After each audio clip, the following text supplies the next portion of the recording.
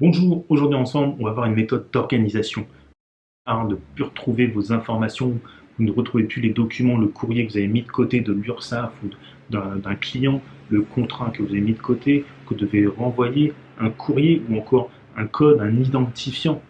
Vous ne savez plus où est-ce que vous avez noté une information, que ce soit dans un texto, un email ou ailleurs. C'est terminé. On va voir ensemble une méthode pratique et utile pour pouvoir être mieux organisé et surtout. On va parler aujourd'hui de la méthode NERAC, N-E-R-A-C. Vous allez voir, ça va être simple, rapide et efficace. Première lettre, le N. Le N pour noter. Noter, collecter toutes les informations. Dès que vous avez un élément, notez-le. Je vous recommande d'aller voir nos vidéos tutoriels sur l'outil OneNote. Un superbe outil, le meilleur outil à notre goût pour la prise de notes. Regroupez tous les éléments, que ce soit des post-it, vos SMS, vos brouillons dans vos emails, etc. Vous regroupez toutes vos notes dans un seul outil, OneNote.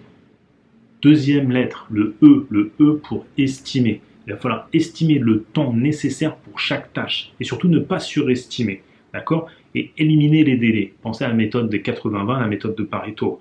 On a fait une vidéo déjà là-dessus. Et surtout, sous-estimer légèrement. Appliquer la loi de Parkinson. Je vous renvoie vers une autre vidéo également. Une excellente technique d'estimer le temps. Vous estimez le temps nécessaire pour une tâche. Vous ne le surestimez pas.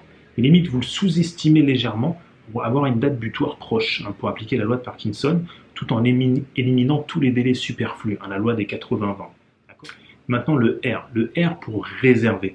Tiens, réserver du temps pour les imprévus. Quand vous avez un planning, ne surchargez pas votre journée. Ne surchargez pas votre journée, surtout pas. D'accord? Il faut toujours un petit temps pour des imprévus. Il vous faut des temps de pause, des temps peut-être pour des imprévus tels que répondre au téléphone, un mail urgent, un client, quelque chose à faire, etc. Une petite tâche qui est très importante et urgente. Donc gardez du temps pour des imprévus. Vous pouvez prendre par exemple de 15 à 16 heures, vous gardez, vous ne réservez pas ce temps-là. Et puis de 18 à 19 heures non plus. Bien que c'est un petit peu tard dans la journée, mais gardez du temps pour les imprévus, c'est vraiment important. Donc réservez du temps pour les imprévus. Ensuite, le A de NERAC, le A pour arbitrer. Arbitrer, ça veut dire il faut faire des choix, prendre des décisions sur ce qu'on vous demande, sur vos tâches, sur vos actions à faire ou à ne pas faire, les mails, les téléphones, les tâches, les projets, les questions-réponses, et ainsi de suite.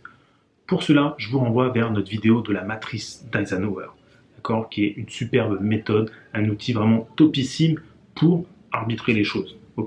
On l'utilise au quotidien, c'est vraiment l'idéal. Et pour finir, le C de NERAC, qui veut dire contrôler.